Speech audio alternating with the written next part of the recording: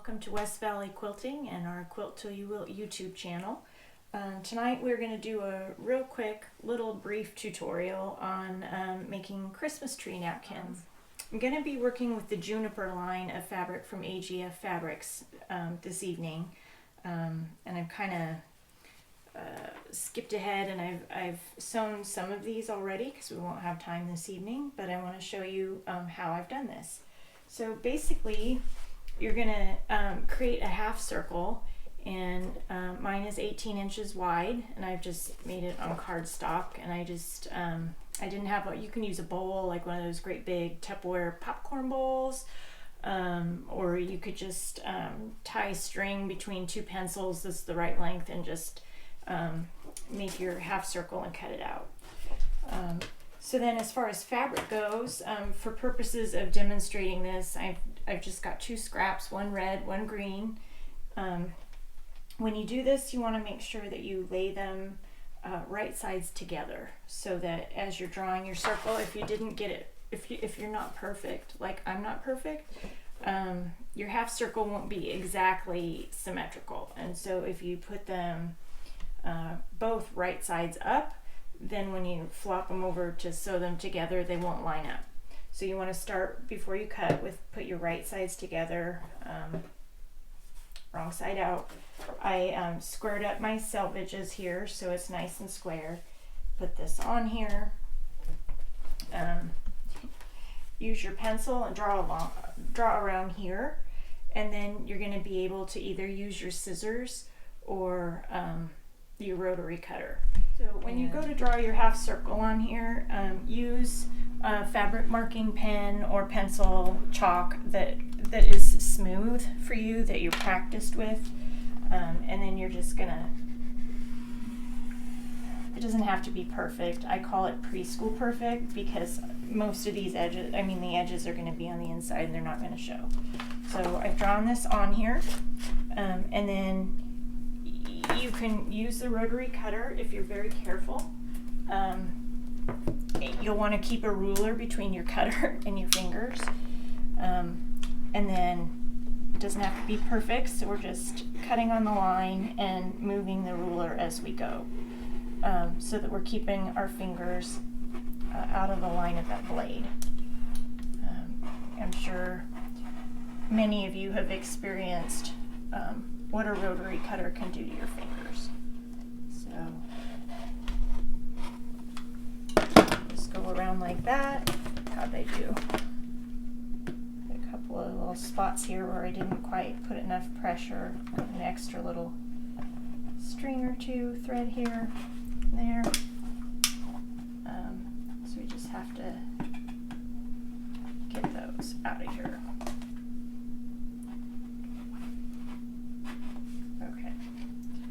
So if you're making a video, you might want to start with a fresh blade.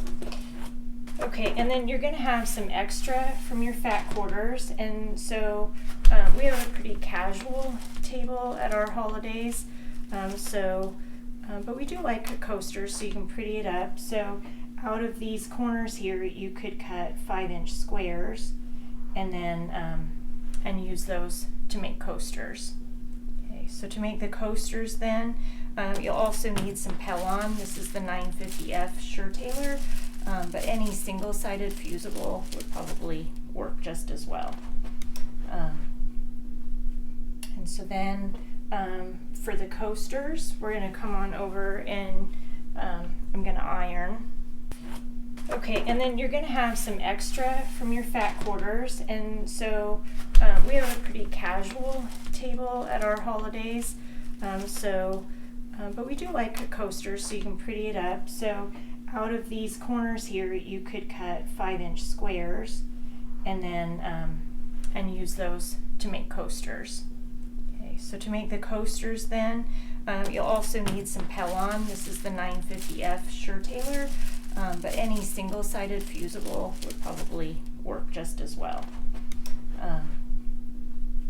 And so then for the coasters, we're going to come on over and I'm going to iron. And if you want to have very sturdy coasters, you could use 2 pieces of the Pellon, I'm just going for just a little bit of structure. So I'm gonna, the bumpy side, the texture side is going to go down toward my fabric. And then I'm just gonna iron this on here. I think the directions say about 15 seconds. And that's gonna vary by brand. So then you're ready to make your coaster. All right, so we've got our squares and we've got our half circles, and we're ready to go to the machine and sew. Okay, so I've switched now to the juniper fabric that I had intended, and it's got these cute little tree branches with the yellow, I don't know if they're cardinals or chickadees, but you can see there's some real cute kind of wintry, Christmassy fabric, not too over the top holiday, but enough to be festive. So I've laid right sides together, and now I'm gonna leave a gap. So I'm gonna start about 2/3 of the way down, and I'm gonna go around and up and over, and I'm gonna end 1/3 of the way down and leave some room to turn this inside out. Okay, so for the quilters out there, if you're like me and most of your sewing is quilting, you're used to doing the 1/4 inch seam allowance. And we got to put our sewing brain back on here, and you need to do a bit more than that. You want to have at least a 3/8 inch seam allowance for these to stitch out nice and lay nice. So the first one that I did, I forgot about that, and it's not the same size as all the others, and it probably won't hold up quite as good in the wash. So here we go. I'm gonna start this here.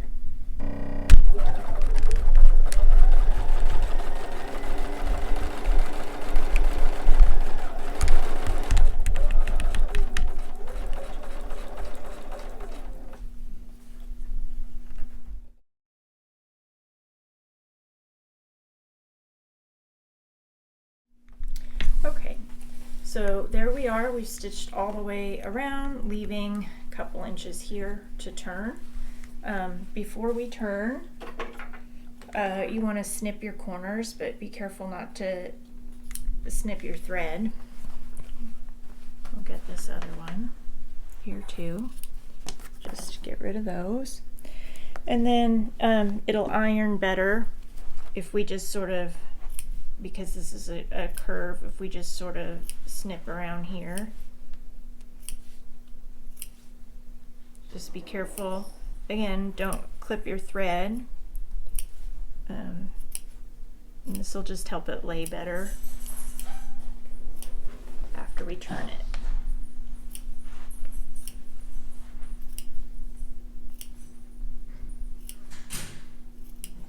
You know, I made these 18 inches, but you can make yours any size that you like. If you like them bigger, you can make them bigger. If you want them smaller for kids, you could make them smaller. But so there we go. We've got it snipped all the way around. And now I have my purple thing. I'm going to use this for when we get the corners. And you can get those on our website.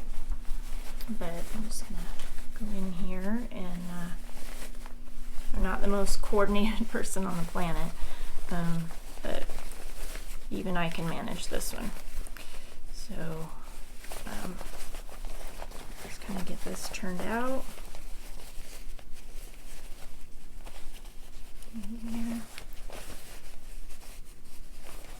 And then we can use this to just kind of go in and make sure we've got that nice and smooth corners in there.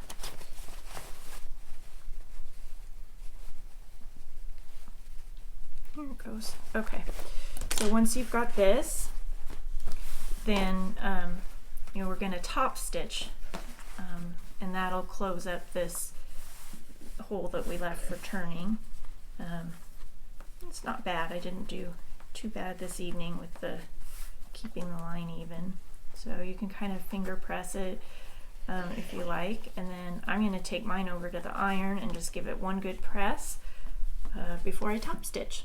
Okay, so I'm back from pressing and I'm noticing my corner wasn't quite as sharp as I would have liked it. So what I'm doing is I'm taking this and I'm just sticking this little corner in here, and it pops out the corner a little bit better so that you've got nice clean corners instead of, you know, like bullnose corners. So that's all I've done there. Okay, so now you can go back to your 1/4 inch stitch if you want, your standard quilter's stitch. You have some decisions that you can make about thread. You can make the thread match the back so it blends in there. You can make it blend in the front and show off on the back. You could do yellow for an accent color. I'm just going to go ahead and continue on with my neutral beige thread here. So now I can start at the corner and I can just go all the way around.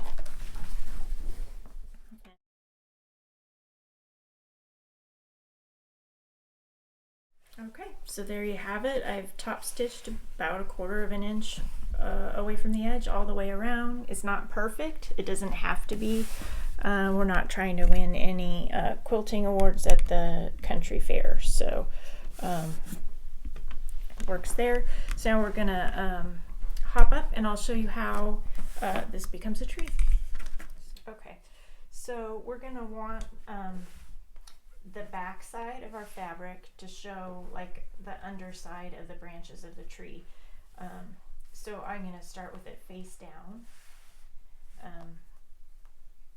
and I'm going to go backwards because I want my birds to be right side up. So I'm going to fold to the left, and so I'm going approximately from the center, and see how I'm leaving just a little bit here, and then I just simply bring it back, and then I fold it over. And you can kind of play with it to see if you get, you know, your pattern the way that you like it. I'm not sure I like that, so if I can do it from the other side too. Simply put it here, fold from this side, fold it back over here, and then finish your top like this. And then once you're happy with it, so here I'm happy because I have my bird is face up. If I'd have fancy cut my fabric a little bit better, I'd be having better luck right now. And I'm just gonna press it down. And there you go. Very simple project that you can do from your scraps. So I used a 1/2 yard of each of these juniper fabrics. I kind of thought they would be festive, so I've got these, and then here with the candied. So there we go. And then if you want to know how to make the coasters, I'll show you that.